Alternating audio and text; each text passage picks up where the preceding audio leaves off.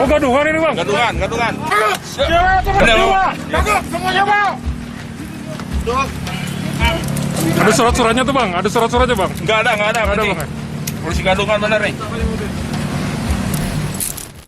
Ada yang punya pengalaman gak ditipu sama tentara dan polisi gadungan? Kalau ada, kamu gak sendirian kok. Ada banyak.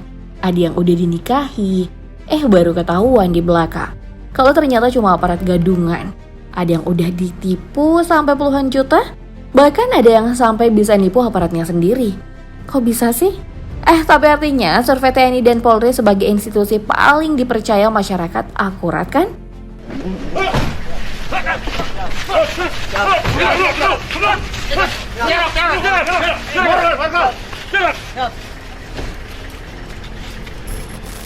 Yang pertama, ada perwira berpangkat komisaris besar yang ditangkap.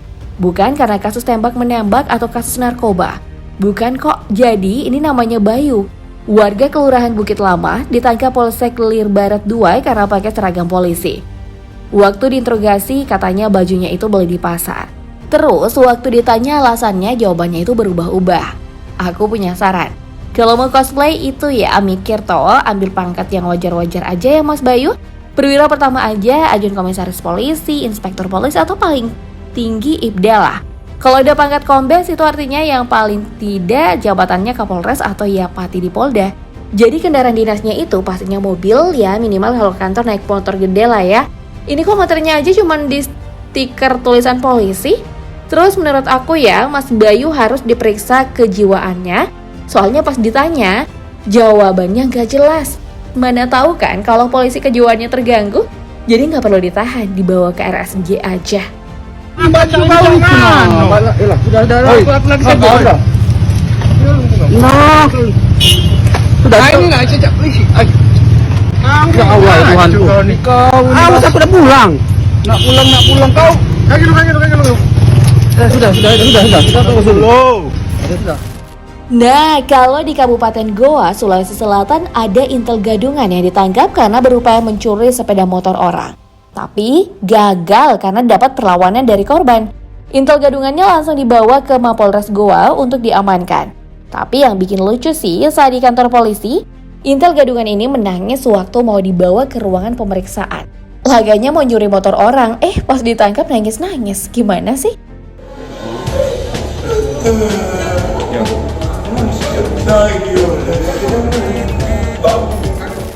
Masih di Sulawesi Selatan ada yang lebih parah nih. Aksinya jadi polisi Brimob Gadungan sudah dijalani selama 5 tahun.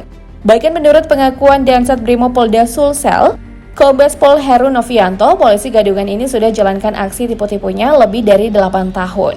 Namanya itu Hairul, warga Kelurahan Somba Opu, Kabupaten Goa. Yang menurut aku parah sih. Hairul ini katanya biasa ikut penangkapan, terus dilengkapi dengan kartu tanda anggota dan pakaian dinas harian. Penyamarannya ini terungkap bermula dari kecurigaan sang istri yang lalu melapor ke markas Brimob. Modusnya Hairul menyamar jadi polisi, katanya biar disegani dan ditakuti sama keluarganya yang nakal. Tapi kalau emang benar orang ini sering ikut penangkapan, emang anggota lain nggak tahu SOP ya kalau Brimob itu nggak bisa ikut penangkapan? Itu pengakuannya dari keluarganya sudah lebih dari 8 tahun. Dia berkeluarga dengan seorang anggota polisi yang ternyata gadungan. Kalau di Medan modusnya itu lebih rapi. 8 orang beraksi sebagai polisi yang ditugaskan untuk menindak para pemakai dan pengedar sabu-sabu. Ada yang bertugas sebagai eksekutor dan ada juga yang tugasnya sebagai penyidik. Dalam aksinya, pelaku berpura-pura sedang melakukan razia terus mengancam korbannya akan dibawa ke kantor polisi kalau tidak memberikan sejumlah uang. Biar lebih meyakinkan lagi, para pelaku ini dilengkapi dengan senjata api rakitan dan tanda pengenal palsu dari Badan Narkotika Nasional. Akhirnya tim dari Polsek Sunggal Medan berhasil meringkus 8 pelaku dan diancam akan dijatuhi pasal berlapis atas aksinya. TKP pertama di Aksara itu jumlah uang 5 juta. Yang kedua itu TKP di seputaran Percut, Pasar 6-nya itu 6 juta sekian. Tapi ada yang bikin heboh nih di media sosial. Seorang pria pura-pura jadi prajurit TNI Angkatan Udara berpangkat Sersan 2 yang bertugas di Lanut Ngurah Rai. Seharusnya dan sebenarnya sih penyamaran pria ini gak terbongkar.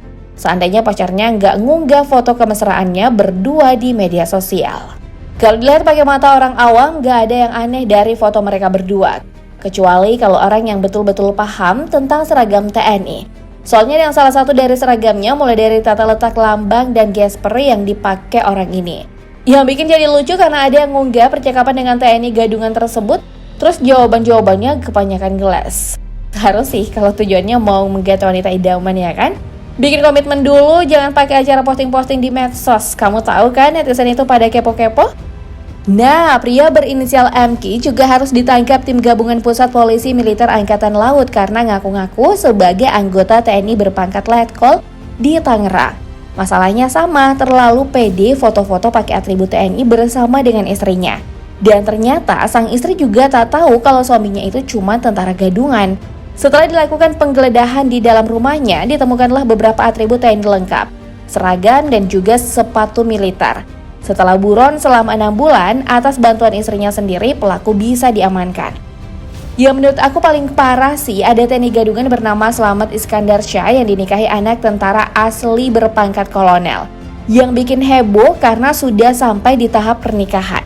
Sudah sebar-sebar undangan, bahkan sudah akad nikah pada November 2021. Terus yang bikin aku salah fokus, ada nama Jenderal Andika yang dicatat dalam undangan, terus Majen Indra Hidayat sebagai Pak D-nya. Pokoknya ada sekitar 7 nama yang berpangkat jenderal bintang turut mengundang.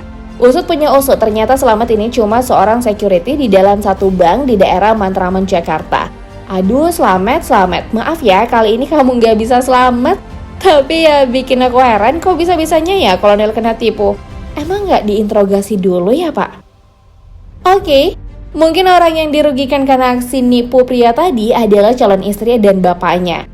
Kalau TNI gadungan ini sih udah nipu warga desa dengan modus menjanjikan korban lulus jadi anggota TNI. Modusnya, pelaku yang bernama Bimas Riyadi ngakunya sebagai anggota Intelkam Kodim 0417 Kerinci. Tak tanggung-tanggung TNI gadungan ini bahkan sudah ambil uang korbannya sebanyak 34 juta rupiah. Keduanya baru ketahuan karena pangkat yang tertera di kartu tanda anggotanya berbeda dengan pangkat yang menempel di seragamnya. Warga Lubuk Nagodang, Sulu, Kabupaten Kerinci, Jambi ini tak bisa mengelak dan akhirnya ditangkap. Tahun 2014 silam pernah ada 3 jenderal yang diamankan di Medan. Di antaranya Aditya Bambang, yang pangkatnya itu Jenderal Bintang 5, Letnan Jenderal Syarifuddin P. Simbolon, dan Letnan Jenderal Jemi Moko Domfit. Dari hasil penyelidikan, ketiga orang ini mengaku sebagai pasukan pemeliharaan perdamaian dunia di bawah naungan PBB. Tujuannya datang ke Medan itu untuk audiensi dengan Pangdam Bukit Barisan. Mau ngasih tahu ya kalau bakal ada serangan dari planet Mars.